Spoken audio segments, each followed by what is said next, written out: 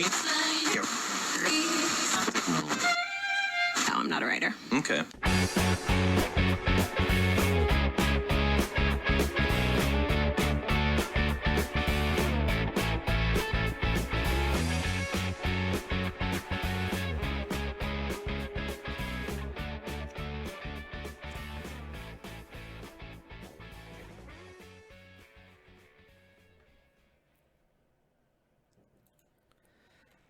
All right, welcome back, everyone. It's episode 24, and today we have a very distinguished individual here to talk to us who's representing Wargaming. We've got Trevzor with us. Crazy Cole made it back for his second consecutive episode, and Spectre's somewhere in holiday traffic buying our Christmas gifts for the year. I wonder what he's going to get us, Crazy. I don't know. I'm looking forward to it. It's going to be something nice. Yeah, we'll see. I doubt it. He's stingy. Nice new bow tie. He hasn't even forked over the free XP for the Missouri yet, I don't think. But he's got to step it up. I'm just putting that out there. Yeah, he really does have to step it up. He's kind of slacking. But with that, sorry, we'll get to introductions first. Trevzor, if you don't mind taking away. So I'm Trevzor. I'm part of the WGA office. I am a community specialist by title, but what I mainly focus on is the social media that happens, so like Facebook, Twitter, those sort of things.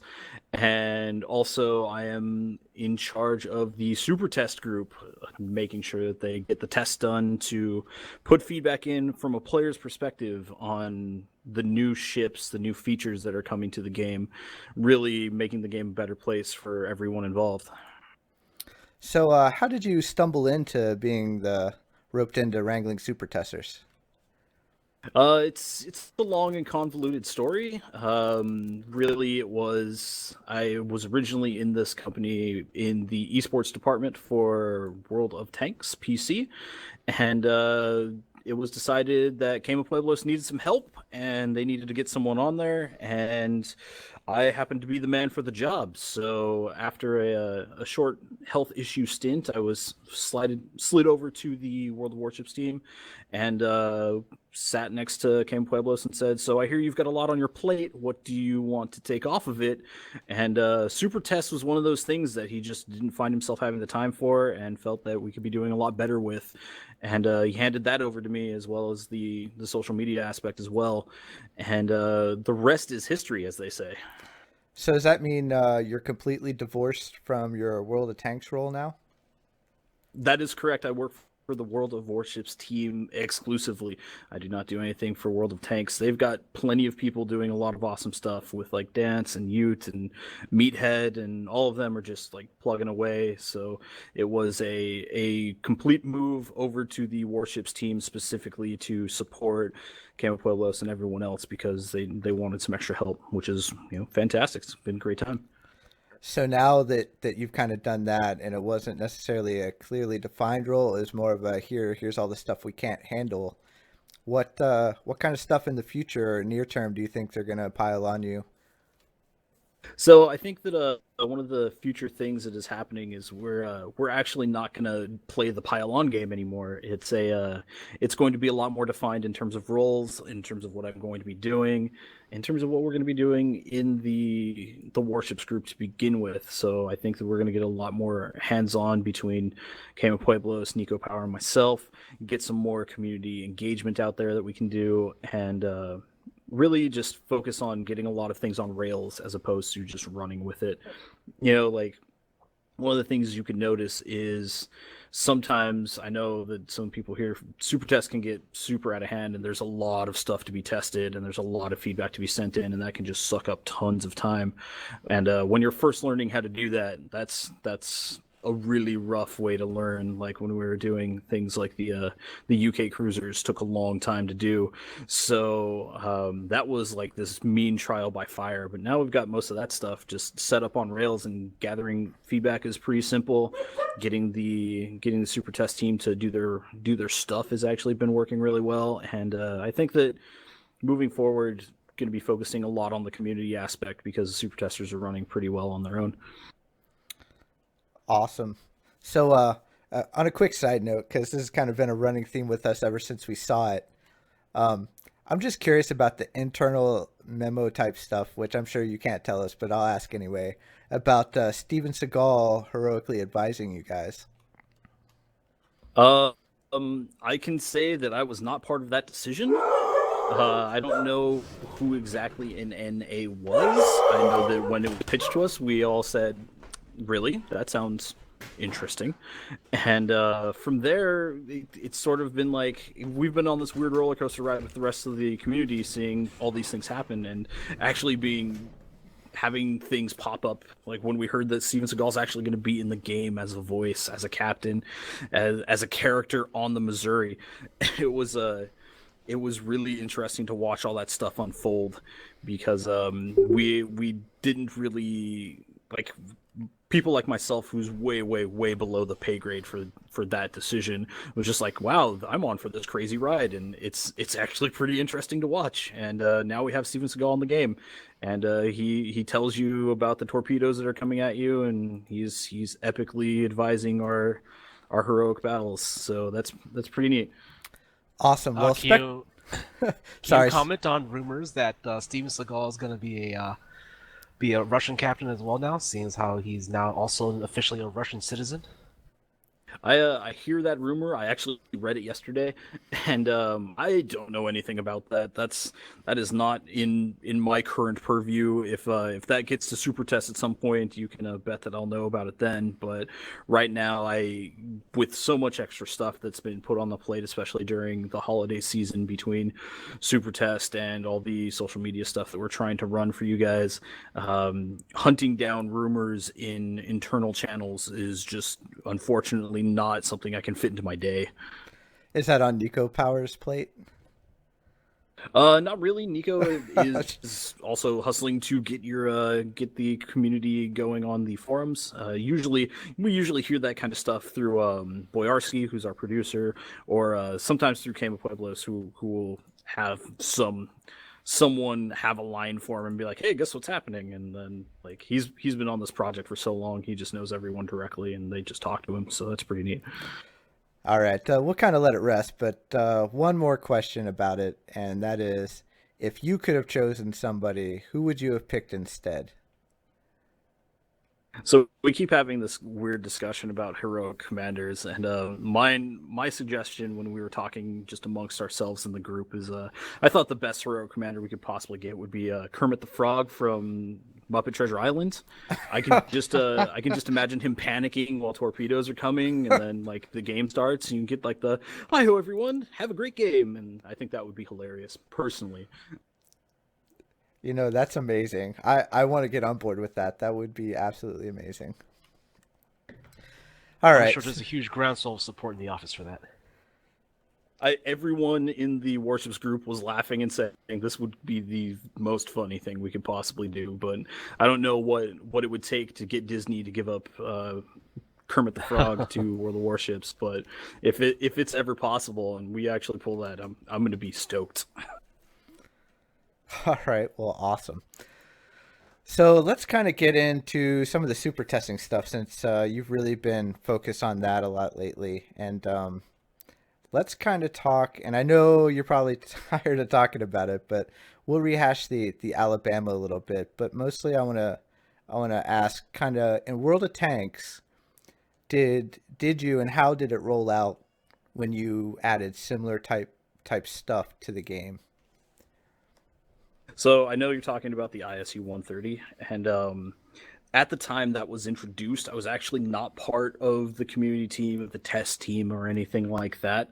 So that sort of just happened, and I didn't really get to track how that was being dealt in World of Tanks. I mean, unfortunately, I know that people were given them. I know that some people are not allowed to have them, and that currently it hasn't been on sale, and I don't know if it ever will be. It has a sweet M plastered on the side of it, and that's really about it. Comparatively with the Alabama, I don't even know how to compare it, because we're two totally different products with two totally different communities. So yeah, it's been a thing that's been happening. Well, I'm more interested in kind of the community reaction dynamic when that was announced there versus how it was announced here, and whether or not it was a very vocal minority or if it was just a very broad-based kind of reaction. It's hard to really measure that. One of the examples that we've noticed in other games when it comes to like vocal hatred towards a decision is Camo Pueblos was telling a story about something that EA did, and there was like a bunch of news outlets that picked it up, and there was a bunch of rage, and then EA found out that it was literally seven players that were causing all of this rage because they just went on this crazy tirade. Now, I mean, we saw, if you watched the forums, you saw some things happen. There were a lot of threads, there were a lot of emotions flying around. There were threads on Reddit and all that stuff, and yeah, man, like I took the brunt of that because that's what it was going on. We saw everyone speculating a lot of things, so we communicated out that like this is what your speculation is, and probably not the best wording that we could have come up with, but it's what we had at the time, and from there, like we just saw this outcry happen, and the very next day I had a person from HQ ping me directly on Skype saying, "Hey, so this looks bad," and we said, "Yeah, it kind of does," and it kind of tumbled downhill from there in terms of what we need to do to get out messaging to satiate the beast, so to speak. I mean, from this whole ordeal, I mean, what is Wargaming's understanding of what it is about this particular announcement with the Alabama that really seemed to tick off the community? Because me and Vermin, between us, we've had discussions over this particular issue, and we've had some slight differences over how we feel like why this may have triggered an outburst. But like, what is Wargaming's understanding of what went wrong with the Alabama?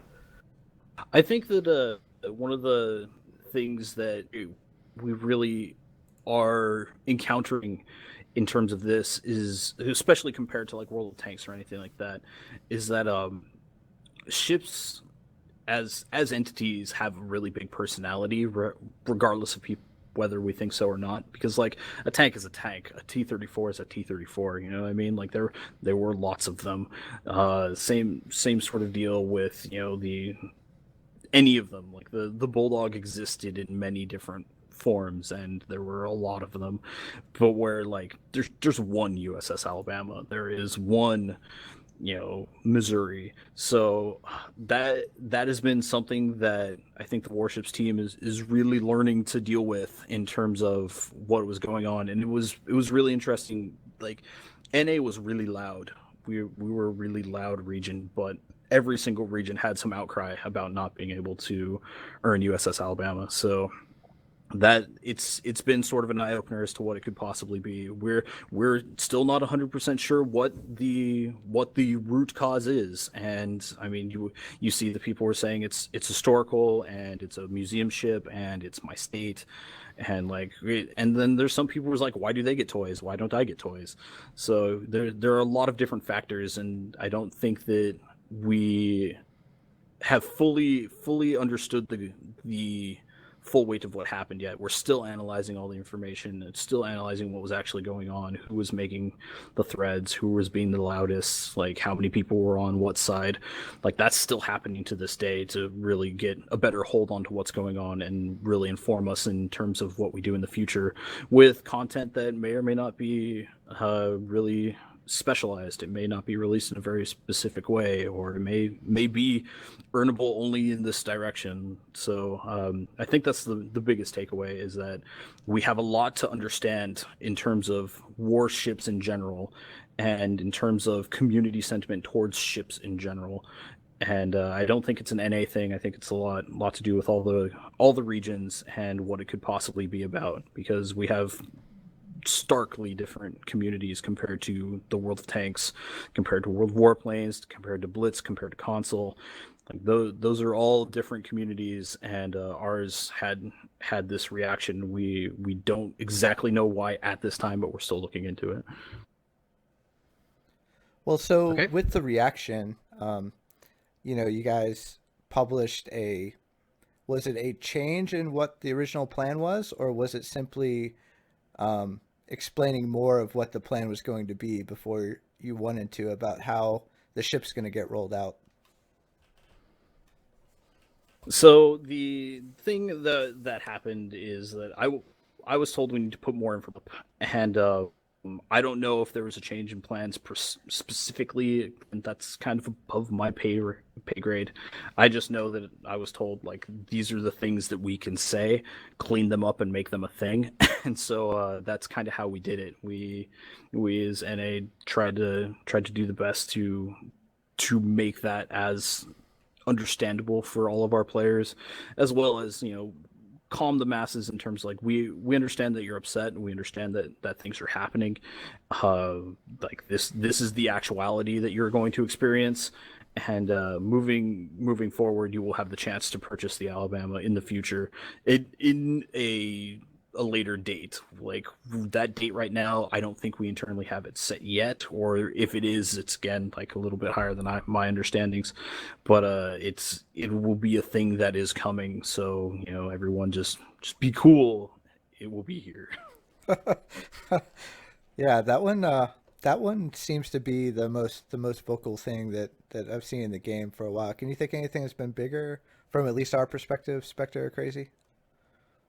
Not in the short amount of time span that it was up. Yeah. I remember seeing it develop on Reddit, where it was a thread popped up. They're saying, "Oh, the alleged leak Alabama is like super tester only," and like it just exploded from there. It escalated very fast. It was crazy. I don't remember anything else being so heated. From the wargaming perspective, would you say this is the biggest one, or was there something else, at least from the company's perspective, that seemed like it was more intense? In terms of warships, I don't know if I could really say, because I've only been on the project for about 4 months now, like 4 or 5 months. So like there's a lot of extra history that I may not understand. I do know about the Humble Bundle thing that happened, but that was like sort of a different situation. It wasn't a this is an exclusive ship. It was some issues were communicated differently, or communicated incorrectly through things. And that one, I remember watching the fallout from that, being like an outsider going, "Ooh, this looks bad," and lo and behold, it was not good. I don't know exactly in terms of warships, like something that is comparable. I just know that, like, watching it now, we're taking a big step back, saying we should really understand how we announce a lot of specific content, and also like we need to have bigger, deeper discussions to what community sentiment could be in regards to specific content when we are putting out information. So I don't know exactly like a bigger issue per se, but I definitely think that this is the one we're going to learn from the most. You actually bring up a good example of the Humble Bundle thing, and while I was thinking, another example actually cropped in my head, and that was a couple seasons ago when ranked rewards got announced, specifically the Flint. I recall there was a bit of outrage from some people online that they maybe ranked out, like, I think it was like one of the seasons, but I know, like, for example, the very first season that you guys put out, you guys gave away the Kitakami for like a limited period of time, and there was almost like this unspoken understanding that if you reach rank 1, Wargaming will reward you with like a special ship. Well, seasons 2 and 3 rolled around, and we didn't get any new ships. And then all of a sudden, season 4, it's like, oh, by the way, here's the Flint. You can earn it by reaching rank 1, 3 times in a row. And I do recall there was some outrage from some people who were like, hey, why is this being announced now and not like way ahead of time? Between this and the Humble Bundle and a few other instances, I just feel like there's a bit of a gap between what Wargaming intends to do and how much information they actually release to us. And we were currently, for me at least, another example right now is how long is the Flint going to be available to earn for rank 1, and if it's a limited period of time, what's coming next? Because for some people, they may or may not decide to participate in rank seasons, depending on that answer. And I guess my question is, with you around, I mean, is there any sort of new framework in place between you guys and HQ to sort of, clear that line of communication up? I think one of the things that we as the publishing office versus the development office that's over in St. Petersburg, we're constantly working to get better communication. And I think for every one thing you guys see where communication is a little janky, there's probably about 50 other things that have been like really muscled through and made sure that we got the information correctly and dealt with, and in some sort of time frame that makes sense, as well as getting it clarified for us so that we know what we're saying in terms of what's going on. So I think that I mean, we've got 11 hours difference between us and HQ. We've got language barriers that are gigantic. If we're lucky, they have English as a second language, and if we're not, they're Google translating everything that we're saying to them. And that, if you've ever Google translated Russian to English, back to Russian, back to English, back to Russian, back to English, bad things happen. So it's constantly a battle that we are going through, but it's not a battle that isn't like in vain. We're always improving the processes that we're doing, and again, like you see the things like distributing the Alabama information. That is something that we are using as a stepping stone to improve in terms of communication to different aspects of the company as well as our players in general.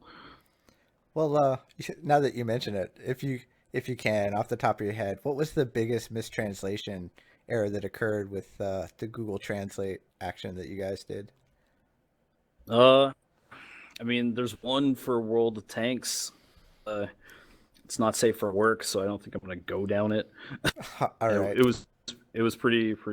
It had to do with one of the Clan Wars seasons and the difference between like the Hall of Glory and what they initially said it should be.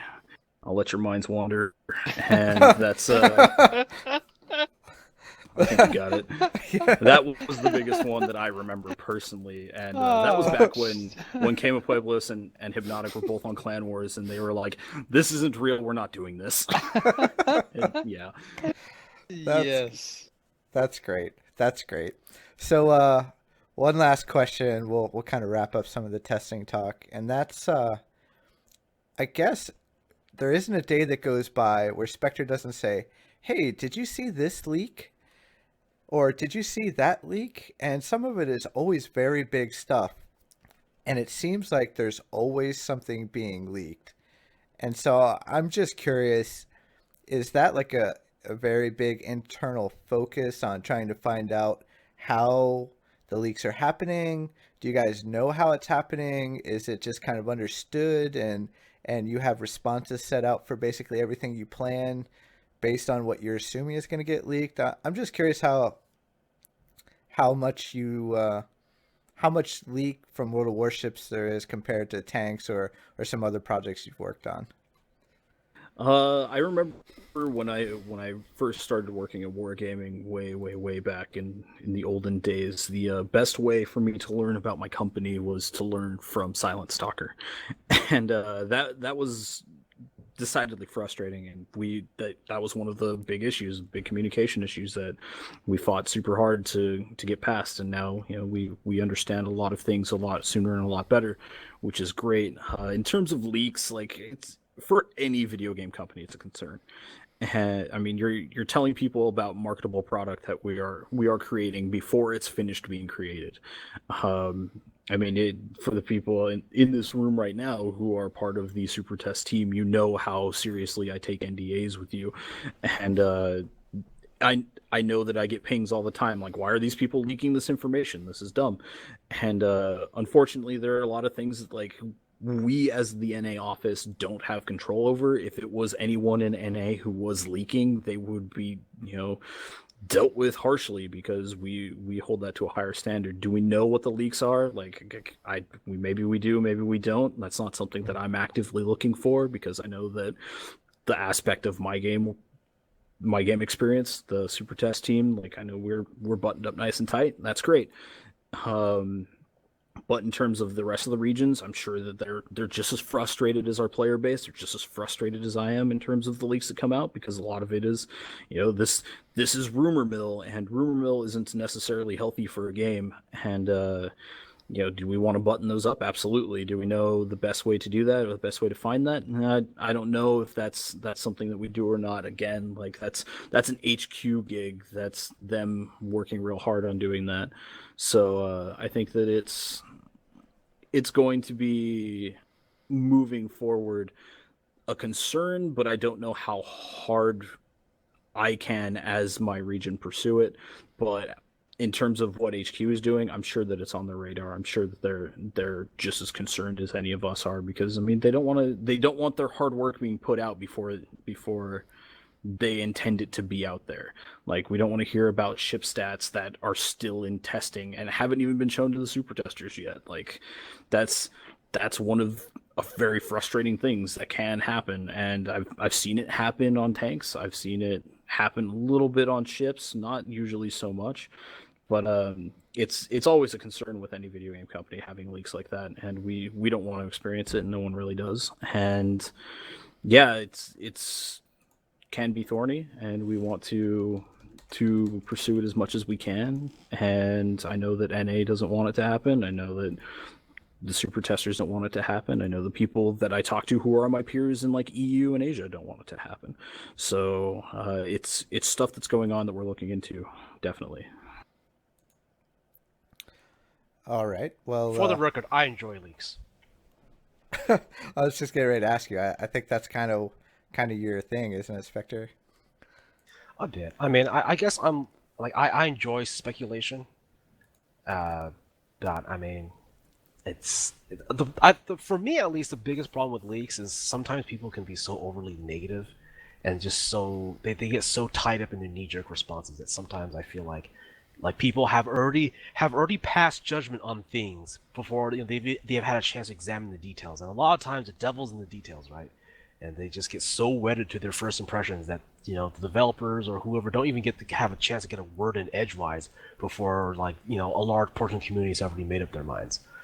But I mean, it's why generally whenever we discuss leaks on the show, we always try to add a disclaimer that, hey, this is a leak.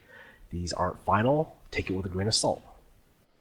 Yeah, it's especially when you're talking about people's knee-jerk reactions. Like, as soon as you said that, my instant response is, "I'm looking at you, Dunkirk." That ship got so much hate, and then it was out for about a week and a half, 2 weeks, and everyone's like, "Actually, Dunkirk's pretty good. Can I buy it?" Oh, the sale's over already. And it's like, yeah, that's what you get for trusting what you read and not what people actually experienced. Well, okay, actually, some of that wasn't link stuff as well, but it was also it was the community contributors' response to it. Which, hey man, we asked them to give us their feedback on stuff, and we asked them to post up videos of their feedback. And they gave us that specifically, and a lot of the things that I think that I always stress with the super testers is don't judge it till you've tried it, and I would always put that out for players as well. Don't judge something till you've tried it. I know it's hard with premium ships because they cost money, but even something like the Royal Navy cruiser line, looking at those saying, oh, they're all AP and they're garbage and they're just nothing but floating citadels, and then a little bit later you go, actually these ships are not too bad. They're not super OP, but they're still really pretty good to experience. Yeah, your Peacekeeper puts in IJ and DDs, yeah, those as well. Once you really experience them, then you go, no, these have some things that numbers don't tell you, and it's all about the feel and not just the numbers in port. I'm glad you brought up premium ships, because we asked this about Q a long while ago, and I'm glad you guys understand that sometimes a ship is not the sum of its numbers, right? There are certain aspects of some of these ships that aren't immediately obvious just by staring at the port screen or at a set of leaked statistics. So I asked you this a while ago, and I'm going to ask you, when are we ever going to get a chance to try out premium ships before we buy them? Because a lot of the reason why some people put so much weight in these leaks, in the community contributor videos or whatever, is because like you said, it's real money that we're spending to buy these ships, and if it turns out we don't like them, I mean, I don't know if you guys have changed this recently, but last I heard, you guys don't give us returns. So are we? Is there like a system in the works to eventually let us, take out premium ships for like a trial period or something? Like, yeah. So I mean, if you want to look at the World of Tanks aspect and do like ship rentals, I know that's things that we've been asking for because I agree with you. Testing the ship is really important. Also, like the concept of ship rentals for us is really convenient because not every single one of our players goes to the portal to see what's on sale. Not every single one of the players goes to the forums to see what's happening. So like dropping a ship into your port and then showing like, oh, this is a thing. Okay, cool. Like Belfast. I've never even heard of this ship. I just earned it. I'm playing tier 5s and I've got this. Wow, and I get to play it for a couple days and then is it on sale? Wow, it's on sale. That's cool. And I mean, would I want to see that? Absolutely. I would love to see ship rentals become a big thing. And I know that rentals bring some hatred into World of Tanks, but I think that with that hatred, like there's also that grain of salt thing you have to take with it. Like you wanted to try the ships before you bought them. Here's the way to do it. You wanted to try the tanks before you bought them. This is the way to do it. And I know monetization guy on World of Tanks takes a lot of flack for like Hurricane Mutts back in the day, but that was also one of the times that we as a company saw like more people talk about the tanks than any other time we've put them on sale, and that's kind of cool because it's cool seeing people sort of memify the whole concept. Calling it Hurricane Mutts was fantastic. We laughed, and we saw that maybe we don't do it every single weekend, but it's definitely valuable to just get people a different experience out there because grinding through the same stuff every single day, especially if you're a free player, can get tedious, can get boring. Like getting a special premium ship to help you grind through some stuff can be really helpful. Getting a special premium tank can be really helpful. So I would love to see rentals sometime in the future. I don't know if or when they are planned. I hear stories that potentially they are, that potentially the functionality exists right now, but I haven't seen them executed yet, and I would love to see them executed. So like people like you guys can try before you buy, so to speak. So I guess the question is that something on the works for 2017 or still just internal wargaming lobby? I mean, I don't know exactly what the super focus for 2017 is in terms of ship rentals, but when I hear that like the technology exists, we just need to implement it, I have high hopes. I would like to hear that. I would like to see that implemented. I don't know exactly what it would take. Again, sorry, pay grade, but also department in general. I'm not a developer. I just deliver the ships to the masses. So would it be something on 2017 roadmap? Maybe. I hope so. That'd be cool. I know that monetization guys always want those stuff because getting stuff into players' hands and saying, hey, BTW, you can have this permanently is a great way to do it. I mean, look at how League of Legends operates with their rotating character cast. That is fantastic. Works out great for them. They make tons of money. So I think that it could be something that we will probably see eventually. I don't know exactly when. Like I couldn't say, oh, Q2 2017, absolutely. But I would love to see it as soon as possible because it could be a huge benefit for the player base. It could be a huge benefit for the company. Like I feel like it's a win-win-win across the board. All right, well, there's your answer, Spectre. Maybe in 2017, man. Keep hoping.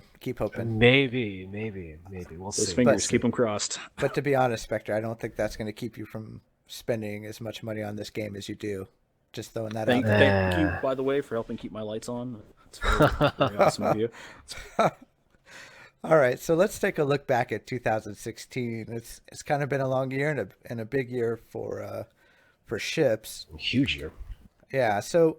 And I mean, despite the fact that everyone kind of compares it to what they think in World of Tanks and Clan Wars and stuff like that, I think that's a matter of perspective. So out of 2016, what do you think is the biggest accomplishment you guys have done? And what didn't you get done that you really had planned or wanted to? This is a good question. Unfortunately, again, like I haven't been on this team for very long. I've only been around since August. But if I had to say something that what we're most proud of is I think that I think that we've accomplished our first year as a launched title. We are officially live for over a year now. You guys saw the anniversary gigs that we did, and like that was a really big thing because there was it's always risky watching a new game go live as a publisher, as a developer, as everything, and the reception for World of Warships has been slow, but is constantly growing, and that's got us up with a lot of hope, and I think that it's been really positive feeling for that. I also know for a fact that we're proud of our release schedule that we're doing. You guys see updates every 3 weeks, and super testers know it. Like that's rough on testing.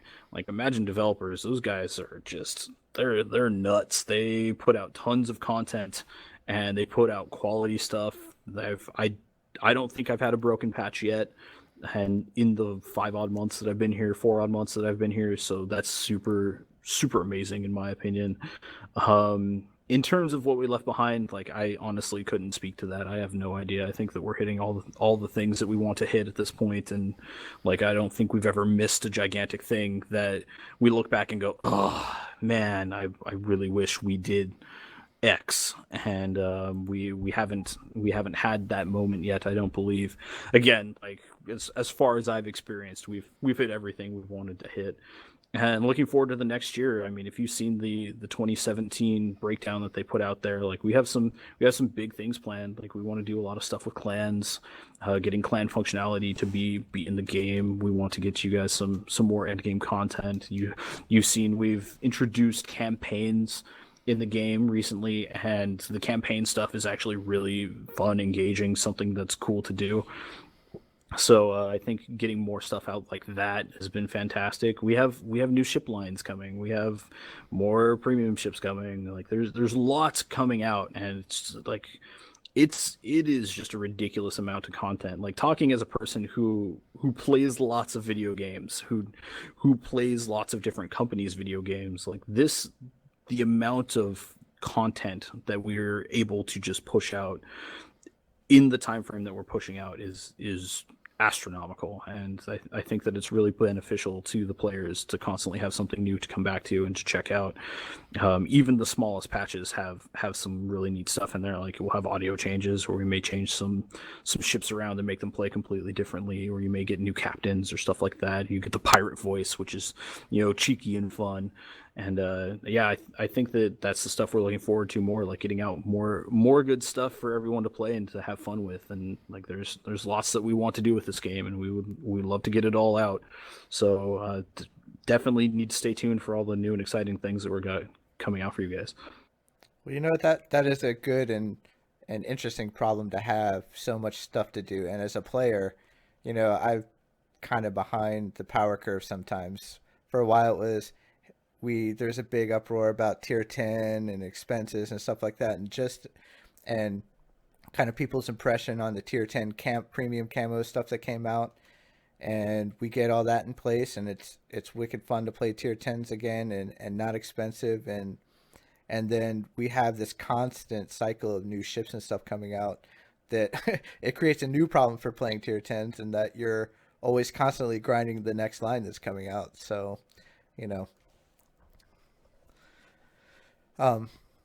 it's a hard problem to have, but I guess we'll get over it.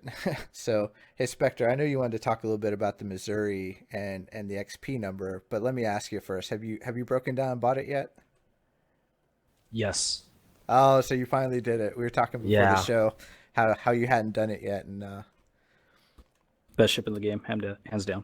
It is. No bias. Ever since I got my first time in my Iowa, like it's been a desire for me to have a premium version of the Iowa. And for the longest time, I thought that was never going to be a thing because everyone was saying Wargaming doesn't release premiums past tier 8, and I had resigned myself to having to just I'll settle for the Iowa plus premium camo. But now it is here, and it prints credits. You're welcome.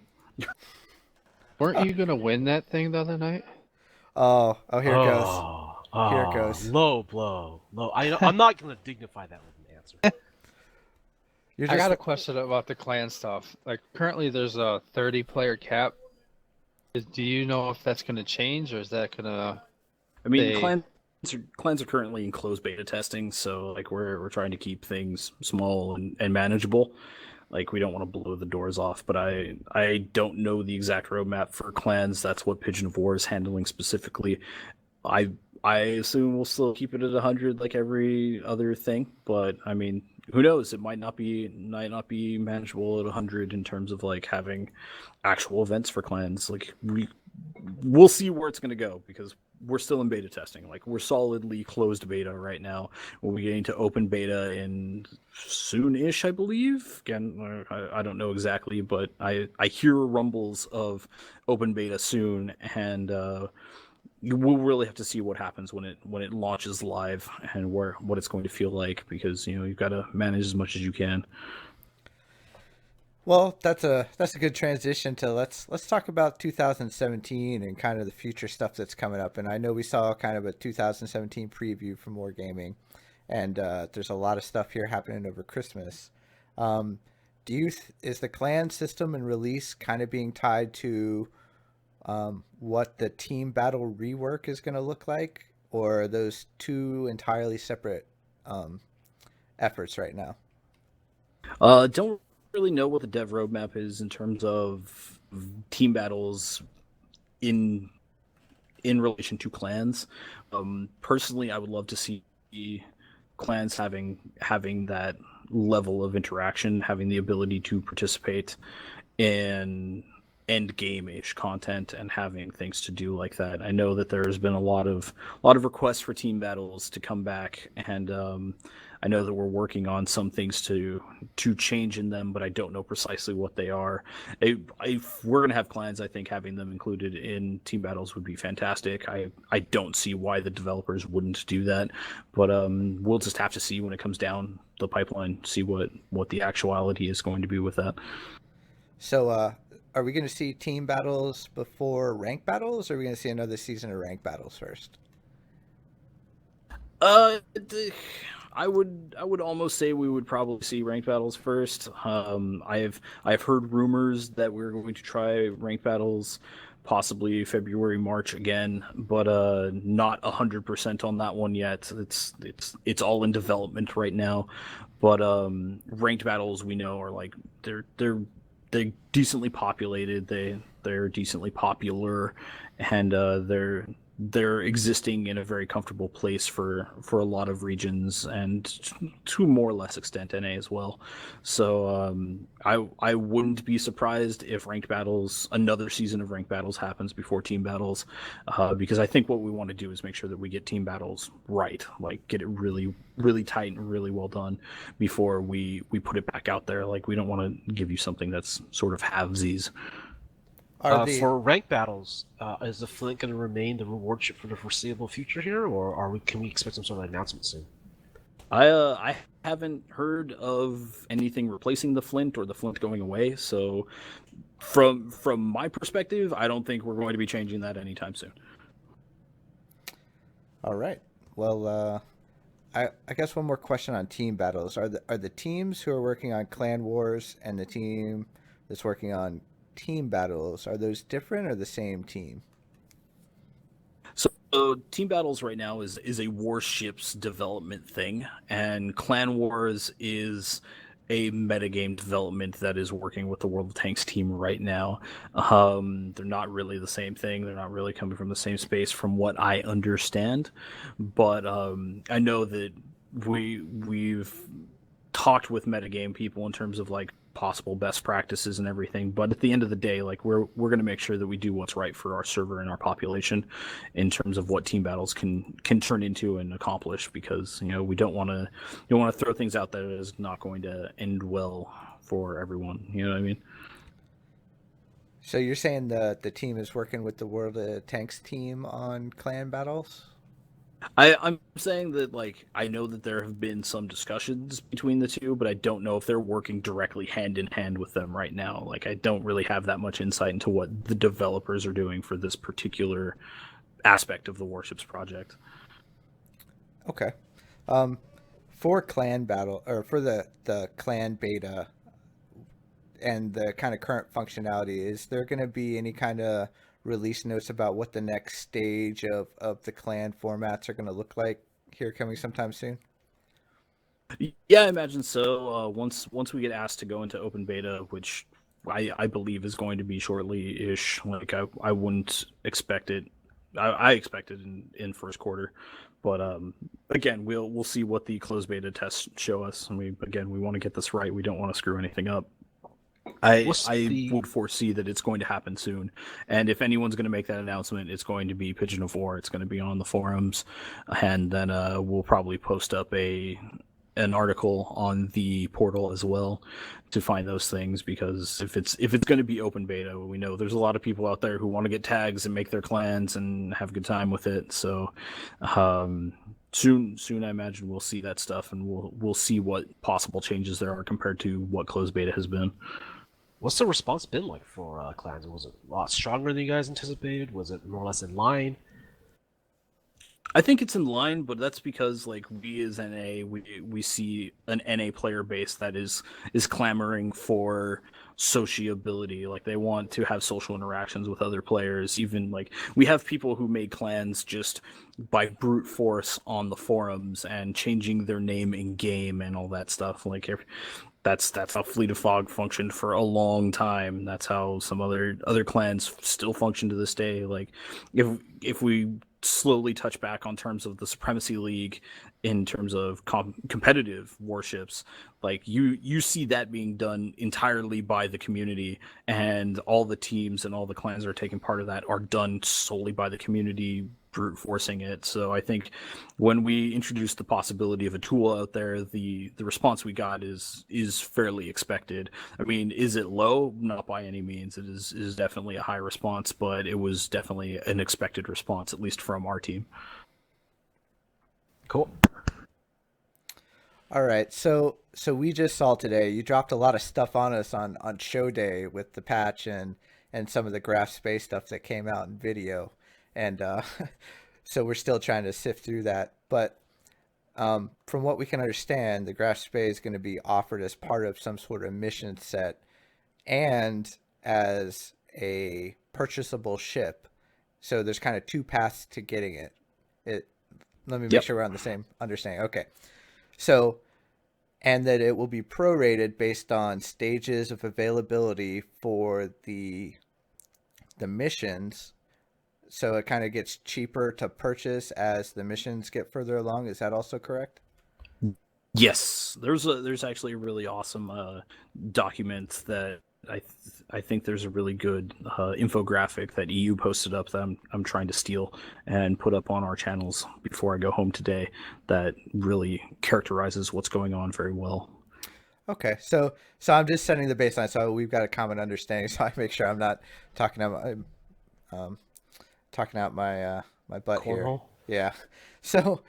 So with that kind of style of releasing a premium ship, and we've kind of seen the Shinome as a premium ship release as part of the heroic campaign, is this kind of a new path that they're going to look at exploring for premium ships in the future? Or are we still going to have kind of both cycles of here's a premium ship straight up, it's just going straight to the shop, or are they playing around with seeing how much response they get to this kind of style of release? I think that it's a little bit what the style is, but I would definitely not expect every single premium ship moving forward to be released in this manner. This is a global initiative. We want to do something cool for Christmas. We want to have a really awesome time for the holiday season. Like have a lot of content for people to play that we can really just set on rails and let it run. We don't need to really babysit it because it's already in game, and just giving players a cool reward because you guys are awesome. You help to keep the lights on. Like you do lots of good stuff for us, and we want to give back to the players as well. Plus, Grafspay is arguably one of the most asked for ships I've seen in game. So I think that the method we're doing and giving this one out is, I mean, it's like we did the Missouri the way we did it because it's a super requested ship. It's something that we're doing really special. We wanted to make something that would be content for people to work towards, even if you don't want to pay us a single dime and you don't want to convert any of your experience into free experience. Like, you can still get that. You can work your way to it. That one's going to be there for a while, but this one is like a set of mission rewards, and we have this campaign system. We want to really put it out there and let it do some cool stuff. And I think Graf Spee is a great way to do that because, I mean, she's a really awesome ship. She's got super cool history, and I think that it's something that players have been asking for a long enough time that this is a really comfortable way to release it over the holidays. It also allows us to give away, in a sense, ships that are maybe a little bit higher end in terms of tier than we would do if it was just like the regular holiday giveaway where it's like log in, play a game, get a ship. That one is super low effort, and you don't really need to put in a lot, and you usually get, you know, a smaller vehicle for it. This one is like, you know, it's a tier 6 cruiser. It's got huge cannons on it. It's got torpedoes. It's got everything that I personally want out of a ship. So I think that the way we're releasing it is more of a nod to the player base and saying like, hey, thanks for sticking around for the times that you have. Here's something cool for you guys to get. We understand that if you don't have the time to do it, or that maybe you just don't feel like grinding that stuff out, or if you want it on the very first week, just you can pay us for it. We are not going to say no. We appreciate that a lot. We don't want to alienate any players from getting any of our ships that are being offered. Like, that wouldn't be really cool either. So I think this is a new and exciting way that we're trying to do something. I don't know if it's going to be done again in the future. I wouldn't be surprised if it was, but I don't think that we'll see it for every premium ship released in the future as well. So, hey Spectre, what was that ship you showed me the other day? Was it the Mutsu? Is that what you were talking The about? Mutsu, yes. I believe on your Facebook page, Wargaming, I think yesterday or the day before, announced that the Nagato sister ship is coming as a premium. Can you share any details about that? Yeah, it's the sister ship in Nagato, and it's going to be made into a premium ship. Great! Right, what a wrap. All right. I mean, if you haven't seen the screenshots, they're pretty much all over the internet now. So just you really type in Mutsu and Mutsu World of Warships and you'll find out. Well, I mean, right from the screenshots, from what we can see, it's the Mutsu is going to be kept in its, you know, its stock hull. And it's just some people, their again, knee-jerk reaction is, this sucks. I was just wondering if there was any details you could share with us about, you know, about this. Like, is it getting anything as recompense for being stuck in the stock hull? I mean, if you really think about it, the Missouri's basically the Iowa stuck in stock format. But in terms of what Mutsu's going to be, like, I'm not going to spoil it, any of the stuff that's going on. Like, it hasn't gone through test yet. It hasn't gone through super test yet. So it's just now coming out for us to check out and play with. But we're just letting you know, like, it's floating around, and we'll be releasing it eventually. So watch the portals, watch social media. You'll probably find some information coming out about it in the future. But in terms of what could possibly be recompense for it being a Slaylander Nagato, you know, there may be something. There might be stuff. So the answer, Spectre, is yes. Yeah, that's what I got. The answer is maybe. If I had my hands on it, I would tell you maybe.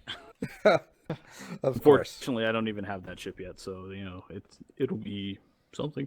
Yeah, cool. it'll be interesting to check that one out. That one was kind of out of the It'll blue have sweet for us. green camo. Don't worry. Yeah, it will. So speaking of interesting ships and ship lines coming out in 2017, it's kind of alluded to that maybe over this last year, Russian battleships, maybe Italian fleet, and then in the 2017 preview, there are Cold War Russian destroyers. And so I really want to get your take on what was the logic or the lobby that says that's what we need in the game right now, as opposed to some of the other larger ship lines? And I know a lot of people who are big into the British ships are really clamoring for where are the rest of the British line. I think there are a lot of things that players don't know what's actually happening behind the scenes, and another line of Russian destroyers. Like I think that it could be really neat, as you've experienced with the IJN destroyers, like getting them to split up their playstyles is actually like that's beneficial to everyone involved, because it can cater to more players, and we might potentially see some new and exciting stuff come out with the Russian line, just in terms of like how players are going to play these ships. Maybe like right now they are heavily gunboaty. Maybe the new line will turn out to be more torpedo boaty, and that could be something that's more fun because you enjoy the Russian aesthetic, the Russian way they execute their ships, and like that could be your jam. In terms of what content comes out at when, like there's a lot of work that goes into that, and I'm sure most of you can understand. I mean, getting plans for ships to actually base stuff on, because unfortunately lots of ships in the game aren't floating now, and like I alluded to during our earlier part of this podcast about tanks, how there just seems to be tons of tanks floating around still. Not a lot of ships to measure, because a lot of ships either sank or were scrapped, because that's a lot of steel that people can use and that defense departments either want to use or sell. So getting information for those things can be arduous. So why aren't you getting your favorite line yet? Because it's probably in the works. It's true. Like, we're probably putting effort into it. We just can't tell you like, hey, we're working really hard and it'll definitely be out in August. Like maybe it'll be out in August. Maybe it won't. We'll see. But there are tons of lines that I know we want to work on, and there are tons of ships that we think would be really neat to put out there. And I think that the methods of getting them out are going to be at least decently acceptable for the players, because we do want to get more lines, more nations, more lines in existing nations. That sort of stuff would be great. All right, so Spectre's making me ask this question. And, What? Yeah. I don't make you do anything, dude. Chill out. So Sounds like lies. Yeah, so for April Fools, he wanted to know for April Fools if you were gonna put out a line or something that said British battleships are only gonna shoot HE. I mean, I do believe that I've already confirmed this with Super Testers. I think that it would be fantastic, because an all HE battleship line is exactly what World of Warships needs. Yeah, there you go. No. So there, complete. I checked that block, Spectre, so we're good. We're even now. So speaking of future ships, and you said Graf Spee was one of the most asked for ships. I wanna. What do I need to do, or petition, or what target number do I need to surpass to get the Alaska in the game? Why do you want Alaska? The USS Alaska? Gotta have it. Yeah. Gotta have it. It's an amazing cruiser, and it was built. All right. It was built, sure. Why? I remember we talked about this in the very beginning about Alabama, like why people have aspects to ships. Like I'm genuinely intrigued as to why you want Alaska specifically. Oh, for me personally? Yeah. No. So to me, it's along the lines of kind of the culmination of U.S. cruisers. I know some people say the Des Moines, but really, the interesting debate over whether or not it's a battle cruiser, a heavy cruiser, or super cruiser. I lived and will retire in Alaska, so there's a lot of kind of history and personal attachment to it there. But it would also be an interesting for me tier 10 dynamic in a place where for a long time, depending on what cruiser you play, there feels a little lethal for cruisers at that level. And I know it's something that's kind of taken iterations over this last year to either improve, and some of the rudder modules have helped that some, and the ranges. But we've got things like the Scharnhorst and the Graf Spee with 11-inch guns, and it's got, 9, 12-inch guns on it, and how could that not be fun? I mean, I'm not going to disagree with you. The bigger, the better, right? Yeah, Right? no. And then the other one, I don't know, Spectre's always clamoring for the Enterprise, so I think you guys already have an internal lobby for that one. I mean, Spectre, you and Pigeon of War both are clamoring for the Enterprise. Yeah, so when is it coming already? I don't know. Probably after the CV rework, huh? Sure. I have no idea. All right, so Don't know about future lines. Don't know about future ships. I keep hearing Enterprise, and I'm dreaming of all the Star Trek crap that's going to happen during that. It's Oh, definitely going to happen. And if not, like, if it doesn't happen out in the world of you guys, like out in the world of the players, then it's definitely happening in the office. Are there a lot of Star Trek fans in the office? Oh man, we talk about Commander Riker every day. what? That's some insight I'm not sure we needed. Every day. Wow. All right. So, well, I mean, people were clamoring for the space thing to come back. So, in the Q&A, I said we're not going to bring that back because it's not special. But I bet if they bring the Enterprise out, we'll see something similar, maybe for you, Spectre. Maybe. I would like to see it come back because I wasn't around for the first time around. Yeah, I don't recall actually seeing that, to be honest. Although, all right, so we'll kind of wrap it up with a few other kind of loose end stuff that's a little bit off topic. And later today, we're kind of doing back-to-back episodes here. We're going to talk to some of the WoW wiki contributors and that kind of function. And so, Good luck. good luck to them. Or to us. Sure. Yeah, so... I wonder what that means. Yeah, no, man, that got me really curious. So in between shows, we're going to have to figure out what that was. But with that and community contributors in general, how are they managed internally by you guys? So community contributors are directly managed by Nico Power right now, and the general gist is we get information about when ship information can be put out. They have special accounts that we let them use, and we give them very specific information in NA that they can give out. So sometimes you would see a video where it would be the ship driving around, and they seem to not be saying much, and there's no UI, and what the crap, this is actually kind of useless. Like, that's because we don't want them to show you any information. We don't want them to talk about the ship because it's still deeply in the polishing phases and the testing phases, and if they start spouting off information, they could very well be wrong by the time that ship is released. We do have embargo dates in terms of information, and they do have to wait to put their reviews, their articles, their videos, all that stuff up has to be after the embargo date is lifted.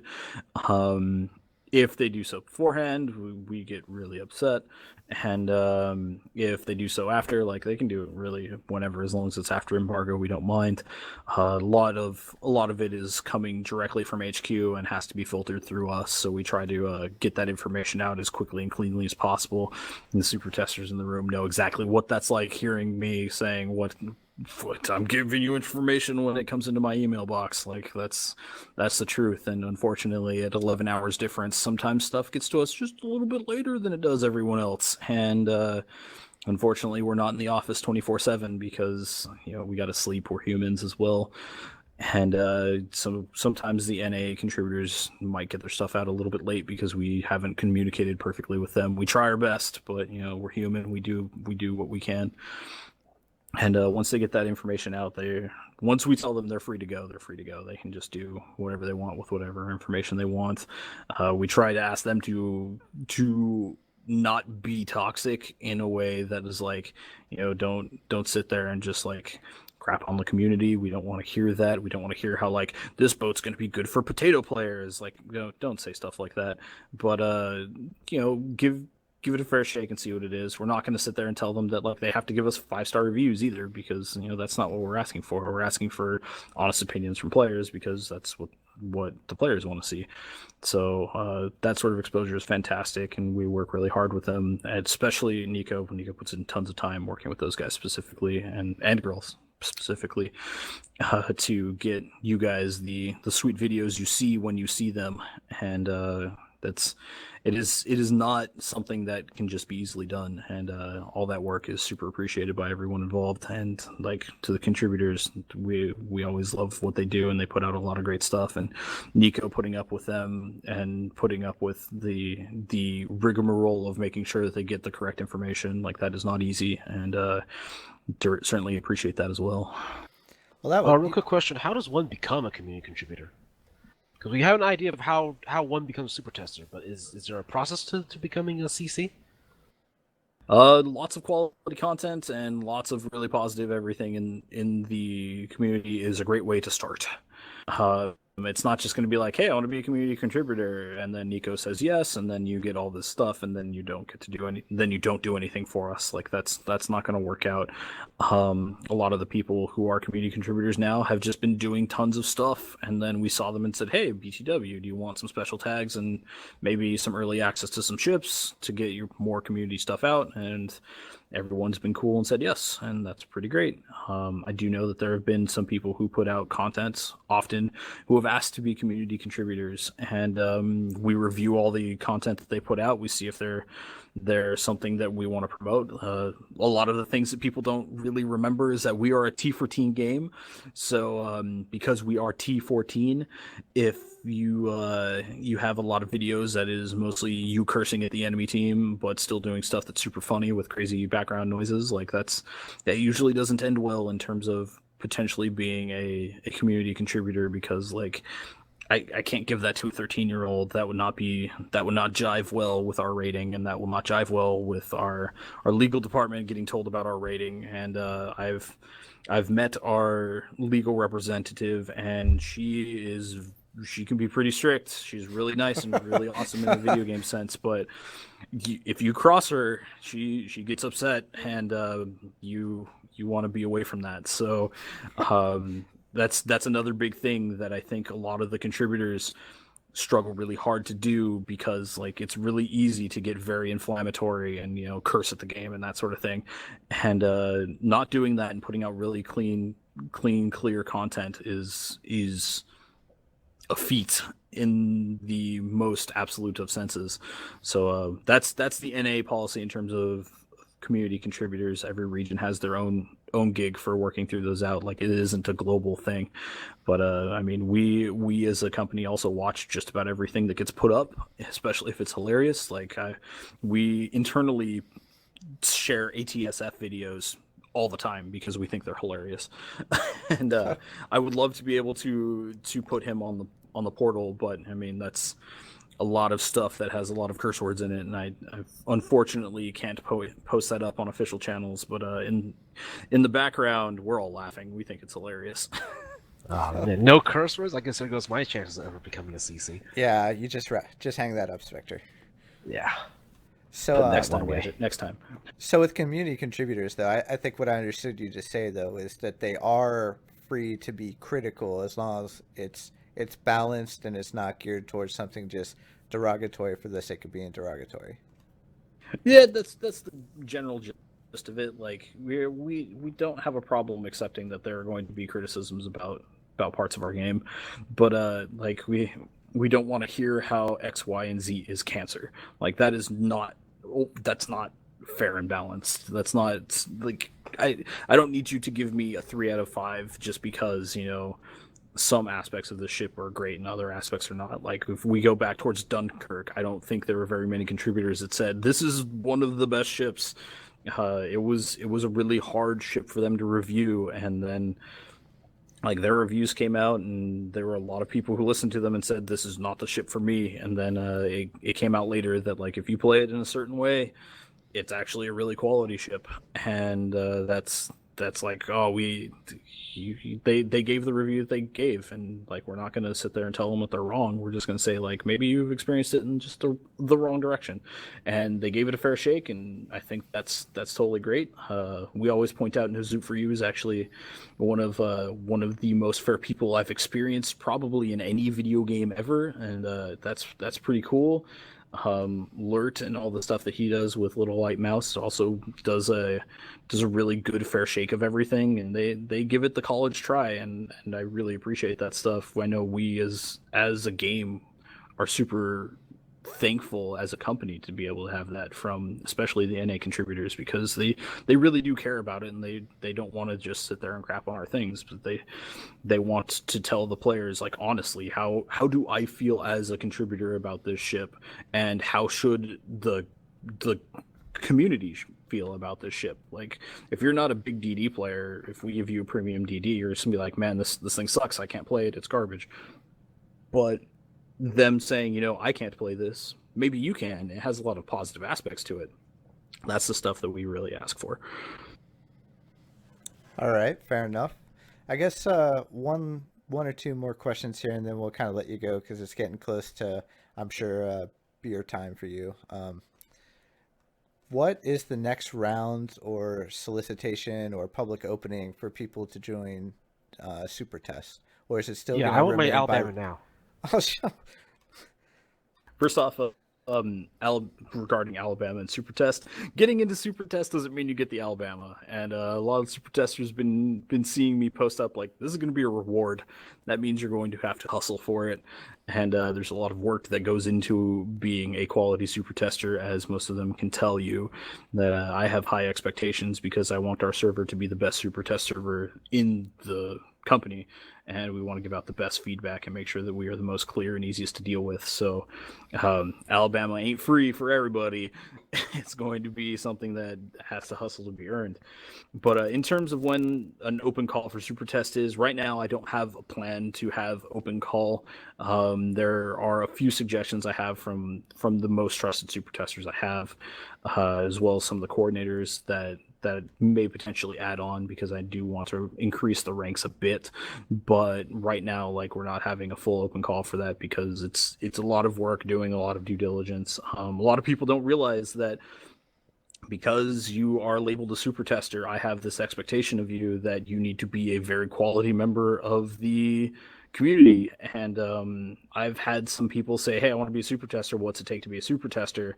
I would go back and look at some of their forum posts, and they're not the nicest people in terms of being forum members, and that's not something that I want to encourage or experience. Like, if you can have the greatest talent in this game, but if you're going to sit there and just like, be a jerk to the new players, I don't want that to be something that WG condones.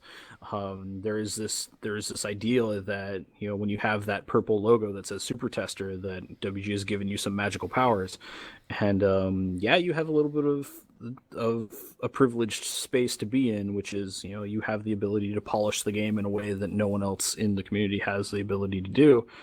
But at the same time, like, with great power comes even worse responsibility, which means that, like, I expect you to be super high quality members of the community. I expect you to be really good members of the Super Test community. Like, it's a small number. We only have about 150 people, a little bit less, who are active in Super Test at any given point in time. And if you can't behave in an appropriate manner with them, I take really big umbrage to that. I know that there was a point where things got a little hairy prior to when I was there, because there might have been some people who just couldn't devote the time that needed to it. But now that we're devoting that time, like, we're expecting that return to come back and the players to behave really well at that. So open season probably not going to be happening for NA anytime soon. If it does, you'll see it pop up on the forums, but we'll probably be adding a couple more folk, not a whole lot, in the near-ish future. I had hoped to do it before the end of November, and then, well, you saw the last 3 weeks. It's been rough. So getting that stuff out has been difficult. How much of your time did that take, but just out of curiosity? It's a lot.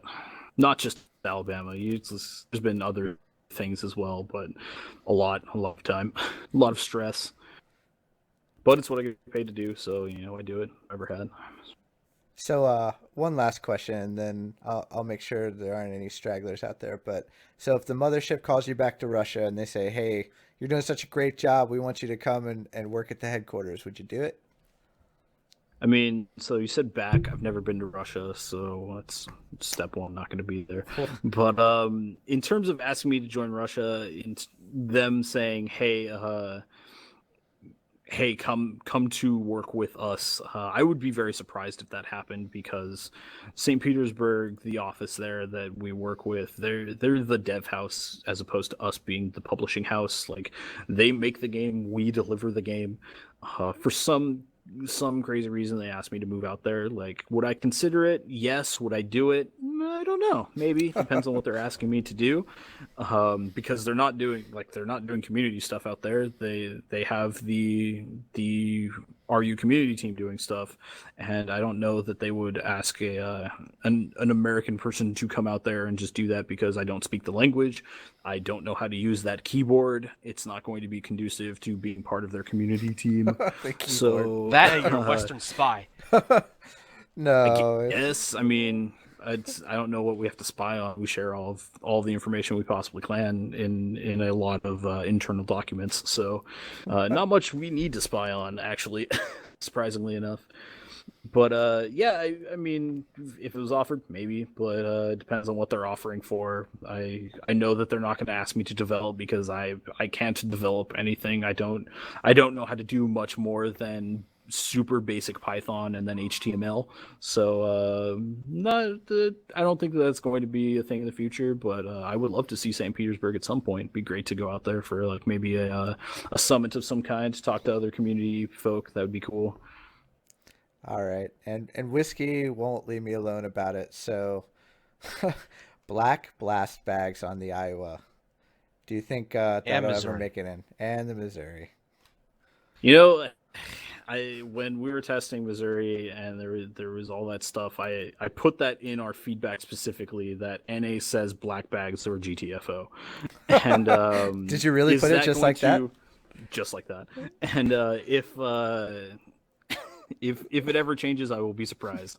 Maybe one day, because you're talking about redoing an entire model of a ship, and that's nuts.